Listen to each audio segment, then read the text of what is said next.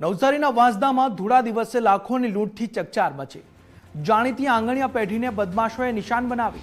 રમેશકુમાર અંબાલાલ નામની આંગણિયા પેઢીમાં લૂંટ કરવામાં આવી। સંચાલકની નજર ચૂકવી 12.50 લાખ લૂંટવામાં આવ્યા। ગ્રાહક બનીને આવેલા લૂંટારુઓ પૈસા લઈને ફરાર થયા। લૂંટ ચલાવી 3 અજાણ્યા ઈસમો નાસી છૂટ્યા। ઘટનાની જાણ થતાં જ વાંસદા પોલીસ પહોંચી।